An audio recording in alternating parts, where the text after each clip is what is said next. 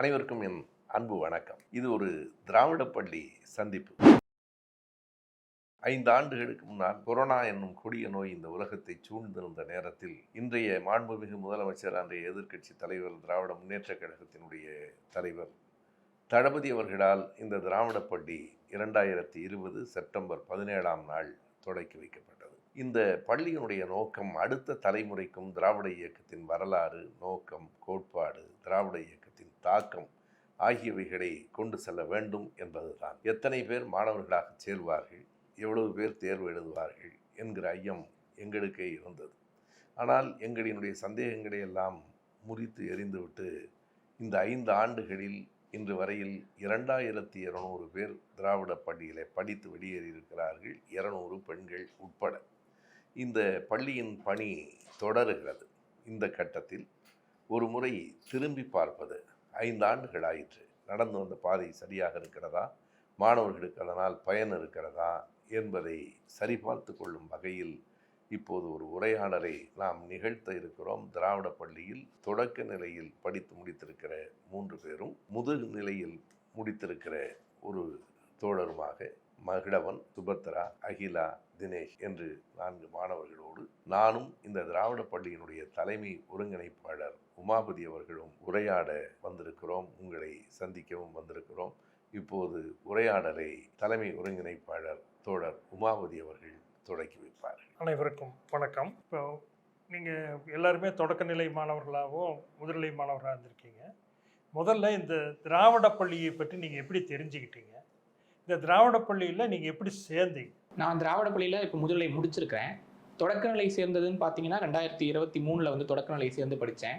அப்போ அந்த ஆர்வம் எப்படி வந்துச்சுன்னா, நான் இயக்கங்களில் செயல்பட்டு கொண்டு இயக்கங்களில் பேசி கொண்டு இருந்தபோது நம்ம தொடர்ச்சியாக புத்தகங்கள் வாசிப்பு அதெல்லாம் வந்து நமக்கு அறிமுகமாக இருந்தாலும் கூட ஒரு சிலபஸ் பேஸ்டில் ஒவ்வொன்றையும் தேடி படிக்கிற ஒரு ஆர்வத்தை வந்து திராவிட பள்ளி சிலபஸ் வந்து எனக்கு கொடுத்துச்சு. அதன் பேரில் வந்து ஒவ்வொன்றா தொட்டு அடுத்தடுத்த செய்திகளை படிப்பதற்கும் அது ஒரு வாய்ப்பாக இருந்தது. அந்த பேஸில் தான் வந்து சொல்லப்போனால் 23 நான் சேர்கிற போதுலாம் சுத்தமாக கையில் பணம் கூட கிடையாது. சின்ன தொகைனாலும் கூட அதை வந்து சிரமப்பட்டு தான் தர வேண்டிய சூழலில் இருந்தேன். ஆனாலும் ஒரு பெரிய ஆர்வம் இருந்தது. எதையா ஒன்று கற்றுக்கணும் அப்படின்ற ஒரு ஆர்வமும், திராவிட இயக்கம் இந்த 100 வருஷத்தில் இந்த மண்ணில் செஞ்ச மாற்றம்ன்றது மிக பெருசு. ஆனால் இன்னைக்கு அந்த திராவிட இயக்கத்துக்கு மேலே தான் இந்தியாவில் இருக்கக்கூடிய எல்லா வலதுசாரி இயக்கங்களும் சேரவாரி தூற்றக்கூடிய நேரத்தில் அந்த திராவிட இயக்கத்துடைய அடிமட்டத்தை பற்றி தெரிஞ்சுக்கணும் அப்படின்னா நம்ம இங்கிருந்து தொடங்கணும் அப்படின்னு நினச்சேன். அதற்கு திராவிட பள்ளி ரொம்ப துணையாக இருந்துச்சு. இப்போ தொடக்க நிலை முடிச்சுட்டு முதுநிலையும் முடிச்சிருக்கிறேன். மகிழ்ச்சி. நீங்கள் சொல்லுங்கள். நான் இப்போ திராவிட பள்ளியில் வந்து தொடக்கநிலை பரீட்சை வந்து எழுதி முடிச்சிருக்கேன். எனக்கு எப்படி இதை சேரணும் அப்படின்னு ஆர்வம் வந்துச்சுன்னா, நண்பர்கள் மூலியமாக தான் இப்படி ஒரு திராவிட பள்ளின்னு ஒன்று இருக்குது, இங்கே பரீட்சை நடக்கும், இவ்வளோ புத்தகங்கள் தருவாங்க அப்படின்ற தகவல் மட்டும் தான் எனக்கு முதல்ல இருந்துச்சு. அப்போ எனக்கு அதை பற்றி பெருசாக புரிதல் இல்லைனாலும் ஏன் நான் சேரணும்னு ஆர்வம் வந்துச்சுன்னா, திராவிட பள்ளிகளை பேசுகிறோம், எப்போதுமே அதை பற்றி ஒரு பேச்சு இருந்துக்கிட்டே இருக்கு. ஆனால் அதோட ஆரம்பம் எங்க, எப்படி அதை ஆரம்பிச்சிச்சு அப்படின்ற புரிதல் இல்லாம தான் வந்து நான் அதை பேசிட்டு இருந்தேன். எனக்கு அதை தெரிஞ்சுக்கணுன்ற ஆர்வமும், எனக்கு நான் இளம் பேச்சாளராக இருக்கும்போது அதுல இருந்து நாங்க உங்களுக்கு சரிபாதி பணத்தை தரோம், நீங்க பகுதியை மட்டும் பே பண்ணி நீங்க இதுல சேர்ந்துக்கலாம் அப்படின்ற மாதிரி சொல்லியிருந்தாங்க. முக்கியமா எனக்கு வந்து புத்தகங்கள் மீது இருந்த ஆர்வம் வந்து எல்லாரும் சொல்லும்போது புத்தகங்கள் தராங்க, புத்தகங்களுக்காகவே நான் சேர்ந்தேன். புத்தகங்கள் தான் வந்து வாசிக்கணும் அப்படின்ற ஆர்வத்துக்காக மட்டுமே தான் நான் இதுல சேர்ந்தேன். அதனாலதான் திராவிட பள்ளி எனக்கு அறிமுகமாச்சு. புத்தகங்கள் எல்லாம் ஒழுங்கா வருதா? சரியா வந்துட்டு இருக்கா? தேர்வு எழுதிட்டீங்க. இந்த தேர்வு எழுதுனதுனால எந்த பயனும் எந்த வேலையும் உங்களுக்கு கிடைக்காது. ஆனாலும் தேர்வெல்லாம் எழுதலாம் அப்படின்னு எப்படி தோணுச்சு? தேர்வெல்லாம் எழுதலாம் அப்படின்னா, இப்போ நான் என்ன தெரிஞ்சுக்கிட்டேன் அப்படிங்கிறத நான் ஒரு இடத்துல வந்து அப்ளை பண்ணி பார்த்தாதான் நான் அதுல எந்த இடத்துல இருக்கேன் அப்படின்றது எனக்கு தெரியும். நான் சும்மா வாசிச்சுட்டே இருந்தா மட்டும் அதுல நான் எங்க இருக்கேன் அப்படிங்கறத புரிஞ்சுக்க முடியாது. ஸோ அதனால தேர்வு எழுதி என்னோட தகுதி என்ன அந்த இடத்துல அப்படிங்கிறத நிலைப்படுத்திக்கணுங்கிறதுக்காக அந்த தேர்வு எனக்கு உதவியா இருந்துச்சுங்கய்யா. ஏன்னா எங்களுக்கே அந்த சந்தேகம் இருந்தது. படிக்க வருவாங்க, தேர்வெல்லாம் வச்சா எத்தனை பேர் எழுதுவாங்க, எல்லாம் தேர்வு எழுதி இதனால் என்ன வேலை கிடைக்க போகுதுன்னு. ஆனால் நாங்களே வியப்படைகிற மாதிரி இந்த ஆண்டு 570 பேர் மாணவர்கள் சேர்ந்துருக்காங்க. 300க்கும் மேற்பட்டவர்கள் தேர்வும் எழுதியிருக்கிறாங்க. ஒரு மகிழ்ச்சி. இந்த தேர்வுகளை எழுதுறதுங்கிறதும் படிக்கிறதுங்கிறதையும் தாண்டி இங்கே இதில் நீங்கள் என்னென்ன கற்றுக்கிட்டீங்க, அது எந்த அளவுக்கு உங்களுக்கு நடைமுறையில் பயன்படுது? ஐயா, இப்போ இது தேர்வு எழுதுறது தாண்டின்னு சொல்றதை விட நீங்க தேர்வு எழுதுறது தாண்டின்னு சொல்றீங்க. ஆனா இது நாங்கள் அடிப்படையாக எனக்கு இது அறிமுகமானது வந்து, நான் ஒரு இளம் பேச்சாளராக இருக்கிறேன் திமுகவில்.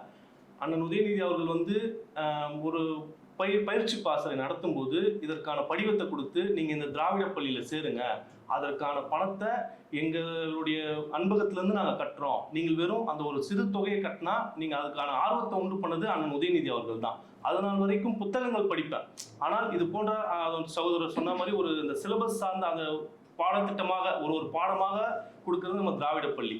அதை படிக்கும்போது நம்ம வரலாறு எவ்வளவு எவ்வளவு பின்னாடி இருந்து நம்மளுடைய திராவிட வரலாறு, நாகர்கள், தாசர்கள், இவர்கள்கிட்ட இருந்து நம்ம வரோம். ஆனா இன்னைக்கு இருக்கிற அந்த போலி தமிழ் தேசியம் பேசுறவங்கலாம் ஐயா பெரியார் அவர்கள் மாதிரியும் பல விதமான இது தூட்டுறாங்க. அவங்க பொய் குற்றச்சாட்டுகளை வைக்கிறாங்க.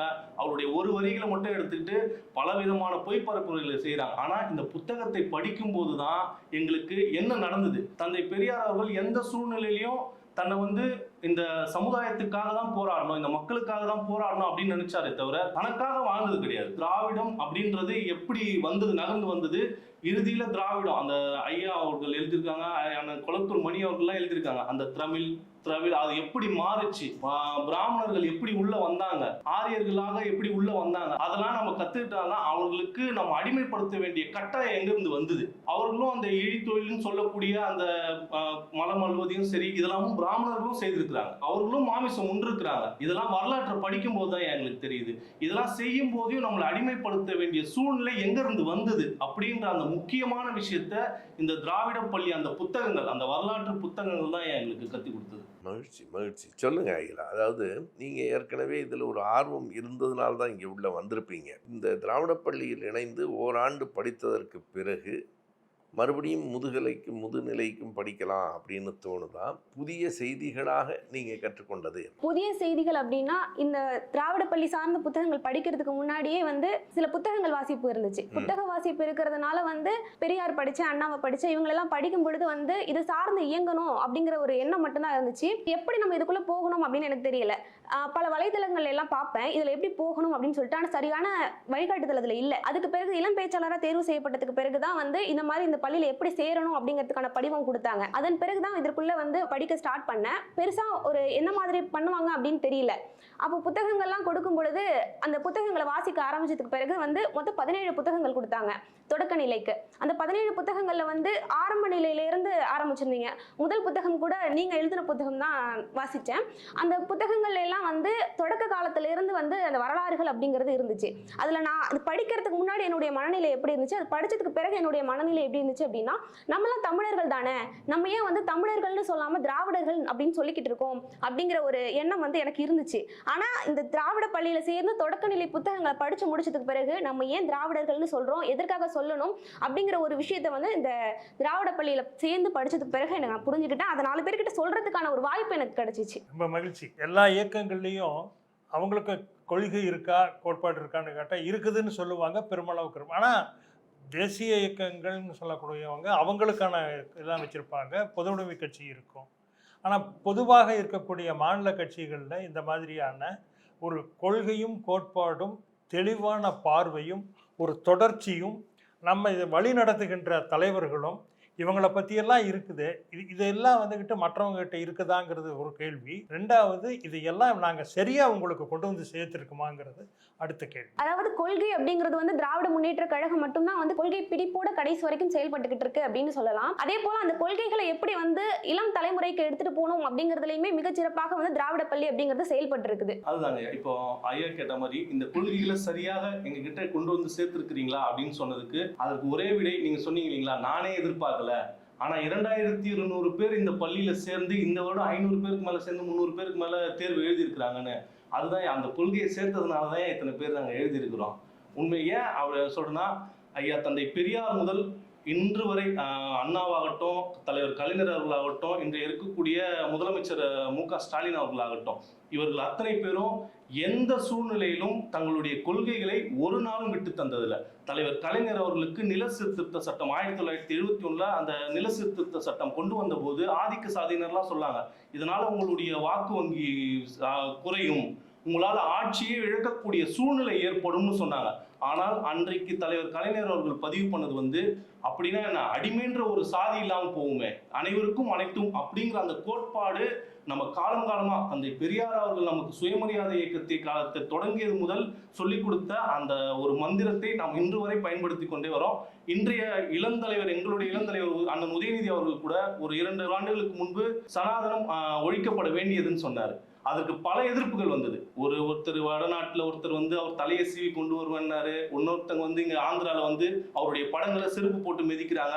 இப்படி பல அவர் மேல அவதூறுகளை பரப்பினாலும் மறுநாள் செய்தியாளர்கள் கேட்கும்போது மற்ற தலைவர்கள்லாம் தான் பின்வாங்கியிருப்பாங்க, நான் சொன்ன வார்த்தைக்கு பின்வாங்கியிருப்பாங்க. ஆனால் நான் தப்பா சொல்லல, நான் சொன்னது நிஜம்தான், சனாதனம் ஒழிக்கப்பட வேண்டியதுதான் அப்படிங்கிற ஒரு நிலைப்பாடோட இருந்தார். அந்த நிலைப்பாடு தான் எங்கெல்லாம் அண்ணன் உதயநிதி அவர்கள் பின்னாடி போனோம் அப்படிங்கிற ஒரு மனசுக்குள்ள ஒரு தூண்டுதல் உண்டு. இன்னைக்கு இருக்கிற தலைமுறை, இன்னைக்கு இருக்கிற புதிதாக கட்சி தொடங்கி இருக்கிறவங்க கூட சொல்றேன், ஒரு கொள்கையை பேசினாங்க, அவர்கள் கொள்கை தலைவராக ஒருத்தர் வைக்கிறாங்க, ஃபேஷன் புதுசு புதுசாக இன்னைக்கு நம்ம எப்படி அரசியலை கவர முடியும் அப்படிங்கிறதுக்கு தான் இப்போ மாநாடுலாம் நடத்துறாங்க. புதுசு புதுசா தலைவர்களுடைய படங்களை உள்ள புகுத்துறாங்க. ஆனால் தந்தை பெரியார், பேரறிஞர் அண்ணா, அதோடு சேர்த்து அண்ணல் அம்பேத்கர் இவர்களை மட்டுமே வைத்து அவர்களுடைய கொள்கைப்படியே நடக்கின்ற ஒரே ஒரு இயக்கம் திராவிட முன்னேற்ற கழகம். இதுல வந்து நீங்க சேர்த்துக்க வேண்டியது கார்ல் மார்க்ஸ். கண்டிப்பா அவருடைய பொதுவுடைமை தத்துவத்தையும் பொதுவுடைமை கொள்கைகளையும் ஏந்தி கார்ல் மார்க்ஸ், பெரியார், அண்ணல் அம்பேத்கர் அப்படிங்கிற அந்த 3 தலைவர்களுடைய வழித்தடத்துல தான் நம்ம நாங்கள் இந்த பள்ளியை தொடங்கும் போது கொரோனா இருந்த காரணத்தினால யாரெல்லாம் திராவிட பள்ளி மாணவர்கள்னு நாங்கள் சந்திக்க கூட முடியல. யாரையும் சந்திக்க முடியல. சந்தித்தாலும் முகமூடியோடு தான் எல்லாரும் சந்தித்தோம். பிறகு தான் 2023 நேரடி சந்திப்பு என்பதை இன்றைக்கு உங்களுக்கெல்லாம் நேரடி வகுப்புகளும் நடந்திருக்கும். நேரடி வகுப்புகள் போக திராவிட நடை, அது போக வரலாற்று முக்கியத்துவம் வாய்ந்த இடங்களுக்கான பயணம், மேடை பேச்சு பயிற்சி, கட்டுரை, இப்படி எல்லாம் கொண்டு வந்திருக்கிறோம். ஒவ்வொன்றா வளர்த்துக்கிட்டே இருக்கிறோம். இந்த திராவிட நடை அல்லது வெளியூர் பயணங்களில் உங்கள் 4 பேரில் யாராவது கலந்து? எனக்கு அதில் அனுபவம் உண்டு. சென்னையில் நடந்த திராவிட நாளிலையும் கலந்துக்கிட்டேன். வைக்கம் போன அந்த பயணத்துலையும் நான் வைக்கம் பயணத்துலேயும் நீங்கள் போய் கலந்துக்கிட்டேன். வைக்கம் பயணத்தை பொறுத்த மட்டும் என்ன சொல்லணும் அப்படின்னா, வைக்கத்தில் பெரியார் இங்கிருந்து தமிழ்நாட்டிலிருந்து ஒரு தலைவர் போய் வைக்கத்தில் ஒரு போராட்டத்தை நடத்தி அது வெற்றி பெற்று அதோட 100ஆண்டை இன்னைக்கு கொண்டாடிட்டு இருக்காங்க. அப்படியான சூழல்ல பெரியாருடைய பங்களிப்பு அப்படின்றத பார்த்தோம் அப்படின்னா, கேரள அரசு சார்பில் அங்கே ஒரு மியூசியம் வச்சிருக்காங்க. ஆனால் அங்கே வந்து பார்த்தோம் அப்படின்னா அவங்க எத்தனை பேர் போனீங்க திராவிட பள்ளி சார்பா? அந்த தொடர் அதியமான் வந்தாரு, அதிகமான வெற்றி செல்வன் தான் அதை பொறுப்பெடுத்து செஞ்சாரு. 25 பேர் பக்கம் போயிருந்தோம். அதுல அந்த முழுக்க அந்த பயணம் முழுக்க எப்படி இருந்தது அப்படின்னா, நாங்கெல்லாம் நடந்து போனோம். ஏன் அப்படின்னா, அந்த வைக்கம் வீதிகளை பார்த்தோம் அப்படின்னா, கோயிலை சுற்றி இருக்கக்கூடிய வீதிகள் ஆகட்டும், பெரியார் சிறை வைக்கப்பட்ட அந்த இடங்கள்லாம் ஆகட்டும், எல்லாமே ரொம்ப குறுகலான பாதை, எல்லாரும் போய் அதாவது தெரிஞ்சு கொள்ள வேண்டிய இடமா இருந்துச்சு. பக்கத்துல சில இடங்கள் இருந்துச்சு. பெரியார் சிறை வைக்கப்பட்ட இடங்களுக்கெல்லாம் போனோம். பெரியார் எந்த படகு துறைமுகத்தில் போய் இறங்கினாரோ அந்த இடத்துல இருந்து பயணம் செஞ்சு போனோம். இதுல என்ன நேரடியா தெரிஞ்சுக்க முடிஞ்சுச்சு அப்படின்னா, அந்த படகுல என்ன அருவி குத்து போனீங்களா? ஆமா, அருவி குத்து சிறை,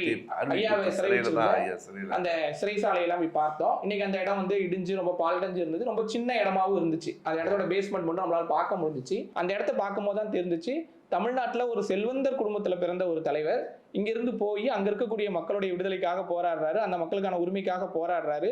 அவர் எவ்வளவு கடினப்பட்டிருக்கிறாரு. அந்த சின்ன சிறைசாலைக்குள்ள அந்த இடத்த பார்க்கும்போதே ஒரு மாதிரி நமக்கு ஒரு மாதிரி பயமா இருக்கு. அப்படியான ஒரு காலகட்டத்தில் இப்படி ஒரு போராடி ஒரு தலைவர் இருந்திருக்கிறாரு. அங்கே கேரள அரசு சார்பில் வச்சிருக்கக்கூடிய மியூசியத்தில் கூட பெரியாருடைய பங்குன்றது ரொம்ப குறைவாக தான் காட்டப்பட்டிருக்கு. அங்க பெரியாருடைய பங்களிப்பு எப்படி இருக்கு அப்படின்றத எழுத்தாளர் அதியமான் ஐயா வந்து ஒவ்வொரு இடமா நின்று எந்தெந்த இடத்துல எப்படி நடந்தது, பெரியார் சிறை வைக்கப்பட்ட இடம் எப்படி இருந்தது அப்படின்றதெல்லாம் விளக்குனது வந்து ரொம்ப தெளிவா இருந்துச்சு. இங்கே சென்னையை பொறுத்த மட்டும் இந்திய எதிர்ப்பு போராட்டம் நடந்த இடங்களை எல்லாம் வந்து ஒவ்வொரு இடமா போய் பார்த்தோம். அந்த பள்ளி தொடங்கி அந்த திராவிட நடை கூட கோவி லெனின் வந்தார். கோவி லெனின் வந்து கலந்துக்கிட்டாங்க. உண்மையா சொன்னா நானும் உமாபதியும் வந்திருக்கணும் வைக்கத்துக்கு. அந்த நேரத்தில் தேர்தல் வேலைகள் வந்துருச்சு, அதனால எங்களால் வர முடியல.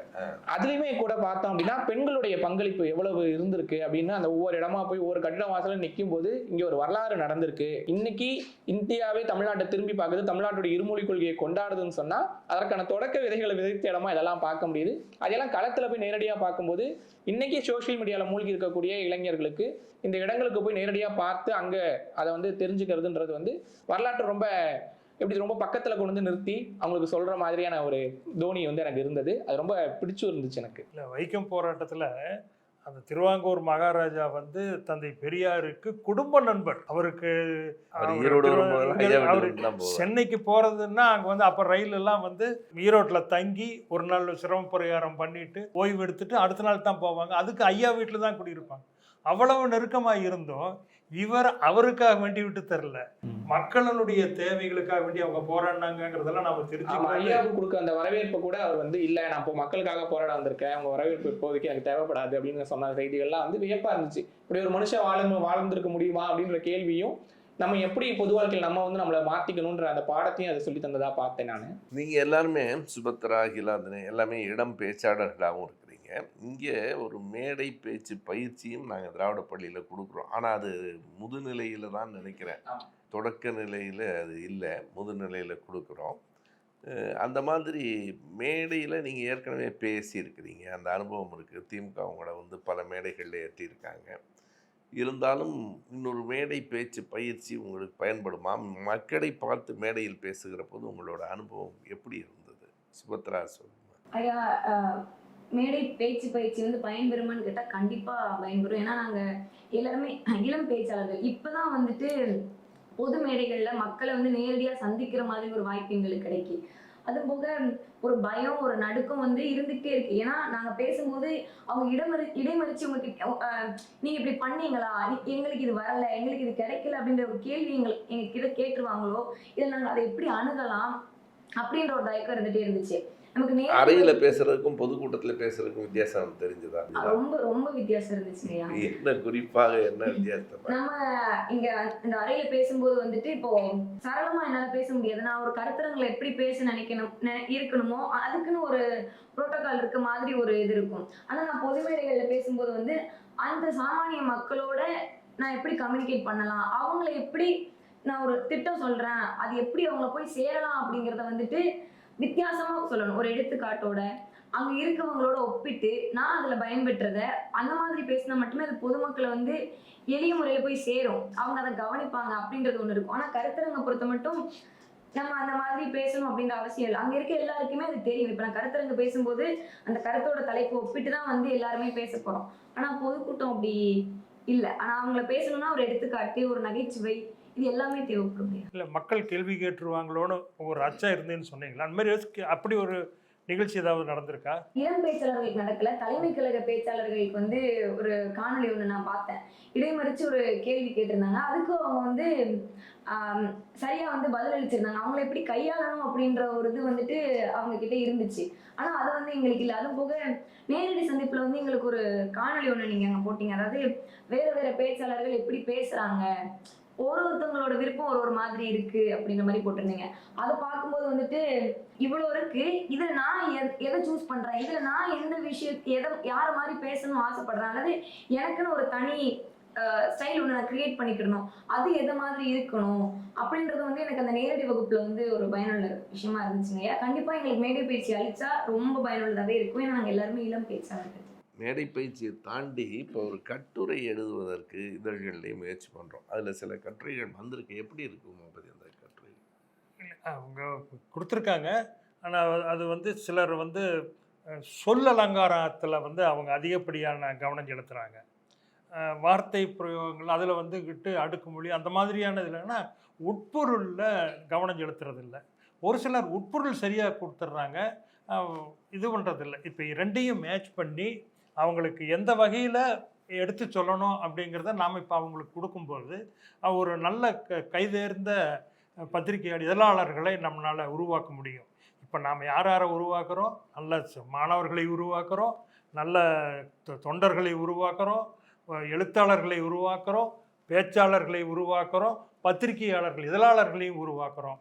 ஒரு ஒரு கட்சிக்கு ஒரு இயக்கத்திற்கு யாரெல்லாம் தேவையோ அவங்களையெல்லாம் திராவிட பள்ளி உருவாக்கி தர்றோங்கிறது எங்களுக்கு மகிழ்ச்சியும் பெருமைக்கும் உரியது. திராவிட பள்ளியில் ஏதாவது உங்களுக்கு குறைகள் இருந்தால் சொல்லுங்கள். அதாவது 2 விதமாக எங்களை நீங்கள் கைட் பண்ணுங்கள். எப்படின்னா, இதை இன்னமும் எப்படி மேலெடுத்து செல்லணும், என்ன குறைகள் இருக்கா, பாடப்புத்தகங்கள் வருவதில் நேர்முக வகுப்பில் ஏதாவது சரியா இல்லையா, இல்லை வந்திருக்க பாடப்புத்தகங்களில் ஏதாவது போதாமல் இருக்கா, இது எப்படி இன்னமும் மேம்போக்காக இல்லாமல் மேலோங்க செய்வதற்கு என்ன செய்யலாம், வேறு ஏதாவது உங்களுக்கு நாங்கள் அனுப்புகிற பாடங்களில் இது என்ன அப்படிங்கிற மாதிரி சந்தேகம் இருக்கா, இன்னும் ஏதாவது பாடப்புத்தகங்களில் செய்திகள் வந்தால் நல்லா இருக்கும்னு உங்களுக்கு தோணுதா? சொல்லுங்கள். நீங்கள் குறைகள் இருந்தால் வெளிப்படையாக சொல்லலாம், எனக்கு அதில் ஒரு பிரச்சனையும் இல்லை. இருந்தால் மாற்றிக்கொள்ளும். இல்லையா, குறைகள்லாம் அது போன்ற எதுவும் இல்லைங்க.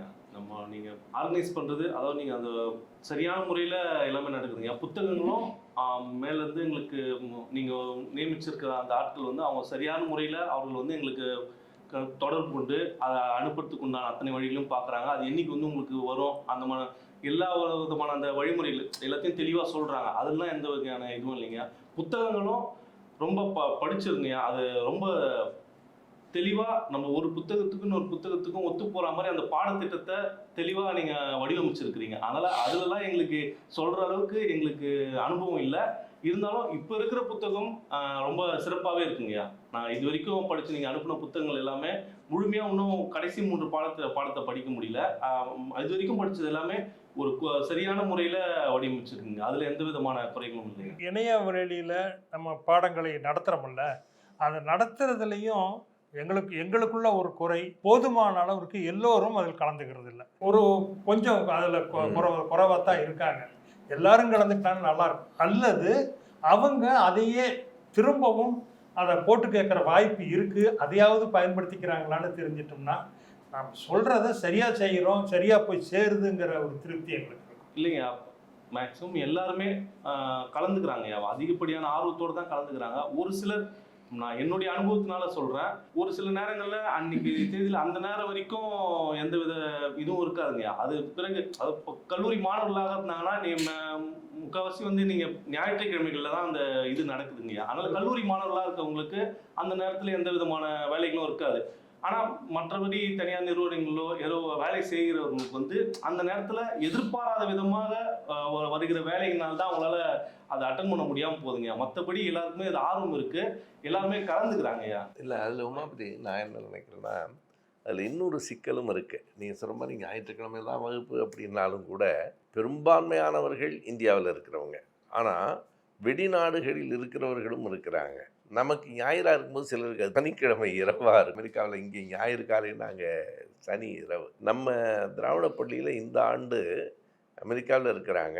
ஆஸ்திரேலியாவில் டாக்டர் வினோத் என்னை விட நம்ம கார்த்திகேயன் கேட்டிங்கன்னா எல்லாம் புள்ளி உரங்களோட சொல்லிடுவார். உமாபதி, கார்த்திகேயன், வெற்றி செல்வன், மதிவாணன் 4 பேர் தான் இதை பொறுப்பெடுத்து பார்க்குறாங்க.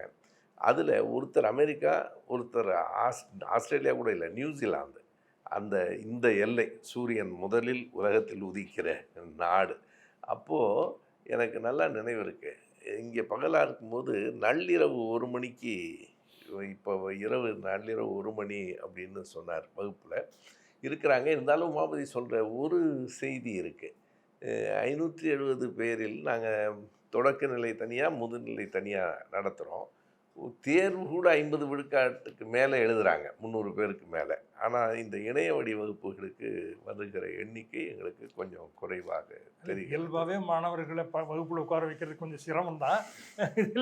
இதில் ஆர்வத்தோடு இன்னமும் வந்தாங்கன்னா எங்களுக்கு ஊக்கமாக இருக்கும். அனுப்பின பாடப்புத்தகங்களில் ஏதாவது உங்களுக்கு தொடர்பற்றதாக இருந்தது, அல்லது இது வேணுமா, அது கூடுதலாக இருக்குது அப்படிங்கிற மாதிரி ஏதாவது இருந்தால் சொல்லுங்கள், நாங்கள் மறுபடியும் அதை பற்றி சிந்திப்பது. ஐயா தொடக்க நிலையில் 17 பாடங்கள் அனுப்பியிருந்தீங்க. அந்த 17 பாடங்களில் எடுத்தோடனே 17வது பாடத்தை படித்தா நமக்கு ஒன்றும் புரியாது. ஆனால் கரெக்டாக 1வது பாடம் 2வது பாடம் அப்படிங்கிற படிக்கும்போது நமக்கே ஒரு முதிர்ச்சி தெரியுது.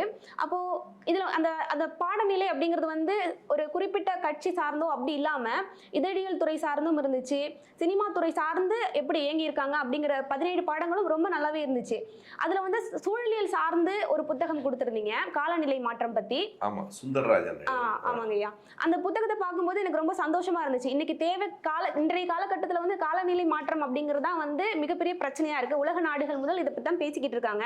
அப்போ இதை பத்தி நம்மளுடைய இந்த புத்தகத்திலையும் பேசியிருக்காங்க அப்படிங்கிறது ரொம்ப சந்தோஷமா இருந்துச்சு. ஆனா என்னால தொடர்பு படுத்திக்க முடியல. ஏன் அப்படின்னா அந்த புத்தகத்துல இந்த தொடக்கநிலை மாணவர்களாக இருக்கக்கூடிய எங்களுக்கும் அந்த புத்தகத்துக்கும் என்ன சம்பந்தம் அப்படிங்கிறது எனக்கு புரியல. அது இப்போ ஒவ்வொரு பாடத்துக்குமே நீங்க வந்து அதை எழுதின ஆசிரியர்கள் வந்து எங்களுக்கு கிளாஸ் எடுப்பாங்க. அப்ப கூட வந்து இப்போ நம்ம பள்ளிக்கூடத்திலயோ இல்ல கல்லூரிகளே உட்காந்துருக்கோம் அப்படின்னு நம்ம கேட்கிற கேள்விகளுக்கு வந்து ஆசிரியர் வந்து பதில் சொல்றது அப்படிங்கிறது எல்லா சமயங்களையும் சாத்தியம் கிடையாது. ஆனா நாங்க கேட்கிற சின்ன சின்ன கேள்விகளுக்கும் வந்து எங்களுக்கு பாடம் எடுக்கக்கூடிய நீங்க வந்து எல்லா விஷயத்தையுமே வந்து எங்களுக்கு விளக்குவீங்க. எவ்வளவு நேரம் எடுத்தாலும் நீங்க அதை விளக்கி அதுக்கான எல்லா விஷயமே பண்ணுவீங்க. ஆனா இந்த புத்தகத்துக்கான இது வந்து எனக்கு தெரியல, அது நீங்க தான் ஏன் சொல்லணும். அதாவது காலநிலை மாற்றமும் திராவிட இயக்கத்துக்கும், திராவிட இயக்கமே ஒரு காலநிலை மாற்றத்தில் உருவானது அல்லது காலநிலையை மாற்ற வேண்டும் என்று உருவாக்கியது. அதாவது நீங்களே சொன்னீங்க திரைப்படத்துறை பற்றி வருது.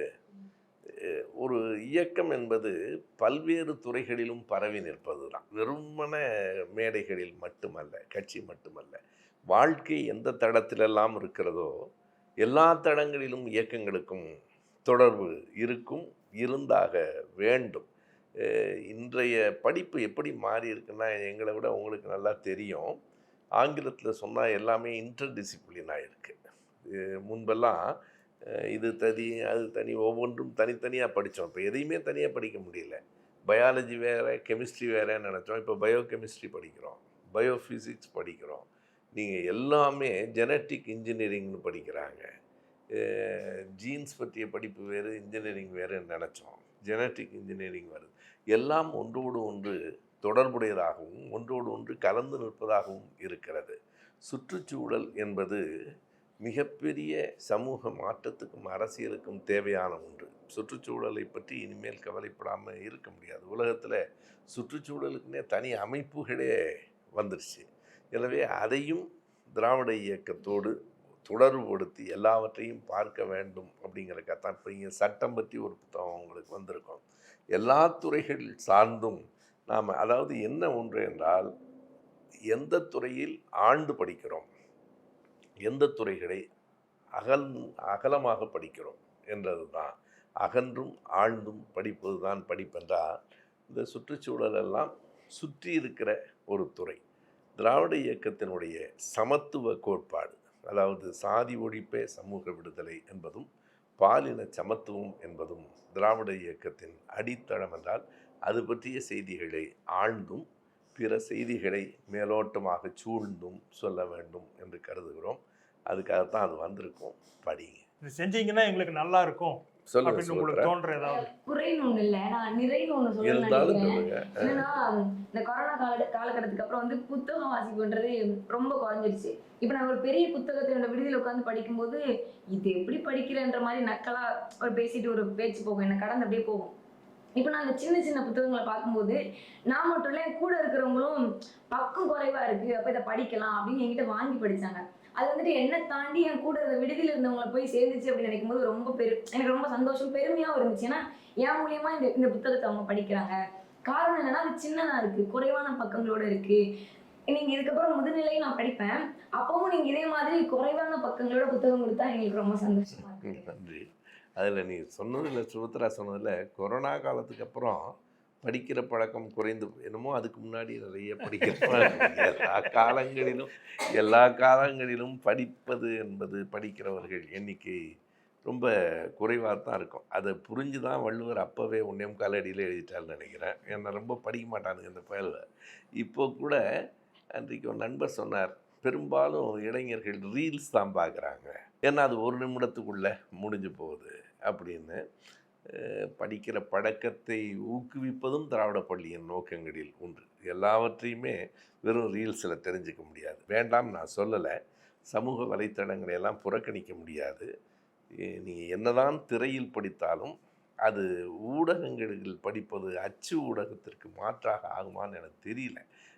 பிரிண்ட் மீடியாவுக்கு மாற்று இல்லை. படிக்கிற பழக்கத்தையும் கண்டிப்பாக நாம் வைத்து கொண்டிருக்க வேண்டும் என்பதற்காகவும் தான் பண்ணுறோம். சுபத்ரா சொன்ன ஒரு செய்தியை நாங்கள் கவனத்தை எடுத்துக்கொண்டு சின்ன சின்ன புத்தகங்களாகத்தான், ஏன்னா எங்களுக்கு நல்லா தெரியும் பெரிய புத்தகம்லாம் படிக்க மாட்டோம், சின்ன சின்ன புத்தகங்களாகத்தான் நாங்கள் அனுப்புகிறோம். இதில் சிரமங்களும் இருக்குமா? இப்போது கடந்த ஆண்டே கொடுத்துருக்க வேண்டியது இப்போ என்னுடைய பொறுப்பில் தான் இருந்துச்சு, திமுக வரலாறு அப்படின்னு. திமுக வரலாறுன்ட்டு நானும் தொடக்கத்தில் அப்படி கடந்து போயிடலாம் அப்படின்னு தான் நினச்சேன் நான். ஆனால் ஒவ்வொரு ஆண்டும் திமுகவினுடைய இந்த மண்ணுக்காக, இந்த மக்களுக்காக, அவர்களுடைய உரிமைகளுக்காக அது என்னென்ன செஞ்சிருக்குன்னு பார்த்தீங்கன்னா, எந்த இடத்தையும் விட்டு தாண்டி போகிற மாதிரி இல்லை. அந்த அவ்வளவு ஆழமான அழுத்தமான செய்திகள் இருக்கும்போது அந்த செய்திகளை சேர்த்தோம்னா விரிவடையுது. அதே சமயம் உங்களுக்கு திருச்சாவும் கொடுக்கணும். இந்த சிரமத்தில் தான் கொஞ்சம் இருக்குது. அதனால் இந்த இயக்கத்தினுடைய வரலாறுங்கிறது இப்போ அண்ணன் திருநாவுக்கரசு அவர்கள் எழுதியிருக்காங்க, ராதாமோகன் எழுதியிருக்காங்க, டிஎம் பார்த்தசாரி எழுதியிருக்காங்க, இவர் சிட்டிபாபு எழுதுனது எல்லாமே சிறு சிறு அதாவது இருந்தால் கூட அந்த அளவே பெருசு. அதுக்கும் மேலே எழுத வேண்டி இருக்குங்கிறதுனால அண்ணன் திருநாவுக்கரசு பார்த்தீங்கன்னா ஒரு 2 புத்தகம் பெரிய வால்யூம் எழுதியிருக்காரு. அது எந்த வருஷம் வரைக்கும் ரொம்ப சிரமமாக இருக்குது. அதனால் நம்ம கொடுப்போம், அதிகபட்சமாக நம்மளுக்கு சுருங்க சொல்லி கொடுப்போம். அதுக்கான முயற்சிகளை சரியாக கொடுக்கும். குறைகள் அப்படிங்கிறது பெருசா இல்லைங்கய்யா. ஆனா வந்து இந்த விஷயம் இருந்தால் நல்லா இருக்கும் அப்படின்னு தோணுது. ஏன்னா வந்து இப்போ எல்லா விஷயத்துக்குமே வந்து விளம்பரம் அப்படிங்கிறது தேவையா இருக்கு. இப்போ திராவிட பள்ளியில எப்படி சேர்றது அப்படிங்கிறது வந்து நிறைய மாணவர்களுக்கு தெரியல. அந்த விஷயத்துக்கான ஒரு முன்னெடுப்பு எடுத்தா நல்லா இருக்கும் அப்படின்னு நினைக்கிறேங்க ஐயா. என்னோட ஒரு விருப்பம். இல்லை, அதுக்கான முயற்சிகளை சரியாக பண்ணிட்டு இருக்கிறோம்.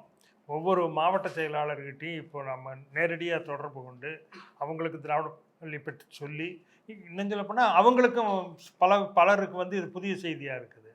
நம்ம இப்போ இதுக்கான சின்ன அளவிலான விளம்பர படங்களும் தயாரித்து அவங்களுக்கு அனுப்பிச்சி வச்சு அவங்களுக்கு வேணுங்கிற விளக்கங்களையும் சொல்லி இதில் இருக்கக்கூடிய இளைஞரணி, மாணவர் அணி, மகளிர் அணி, இதுக்கு தகவல் தொழில்நுட்ப அணி, இதெல்லாம் பண்ண எல்லாத்துக்கு மேலே இப்போ இன்றைக்கி வந்து அயலக அணி இப்போ அவருடைய செயலாளர் தோழர் எம்எம் அப்துல்லா அவர்கிட்ட வந்து இந்த மாதிரி இருக்குது, நீங்கள் கொஞ்சம் சேர்த்துக்கண்ணே, அண்ணா ரொம்ப நல்லது, நான் எங்கள் பசங்களை பூரா நான் சேர்த்து விட்றேன் அப்படிங்கிற மாதிரி சொல்கிறாங்க. அதனால் எல்லோரும் கேட்குறாங்க. இதில் என்ன இருந்தாலும் இதில் படிப்பதில் ஆர்வம் உள்ளவர்கள் தான் வருவாங்கங்கிறது அதையும் புரிஞ்சுக்கிட்டு தான் நம்ம நடக்க வேண்டியிருக்கு. ரொம்ப விளம்பரம் பண்ணால் ஒரு வணிக நிறுவனம் மாதிரி ஆயிடுமோங்கிற அச்சமும் இருக்குது. உங்களுக்கு தெரியும், படித்த மாணவர்களுக்கு தெரியும், நாங்கள் உங்கள்கிட்ட வாங்கின கட்டணம் எவ்வளவு புத்தகங்கள் அனுப்பியிருக்கிறோம், எவ்வளவு புத்தகங்களுக்கு கூட அந்த கட்டணம் வராது. ஆமாம், உங்களுக்கு அச்சக செலவு, அச்சகத்துக்கு மேலே எங்களுக்கு பெருசிய சிரமம் தர்றது அஞ்சல் செலவு.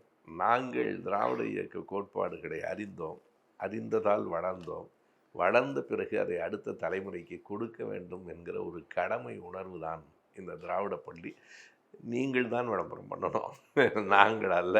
நீங்கள் படித்த மாணவர்கள் பெற்ற பயன்களை சொல்லுங்கள். தேர்வு நோக்கத்துக்காக திராவிட பள்ளியில வந்து நடத்தலை அப்படின்னு சொன்னாங்க கிளாஸ்ல சொன்னப்போ.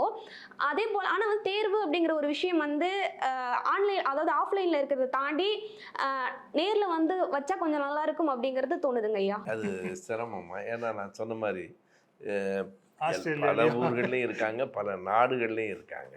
அது நேர வைப்பதுங்கிறதுக்கான வாய்ப்பு ரொம்ப ரொம்ப குறைச்சல். நீங்கள் சொன்ன மாதிரி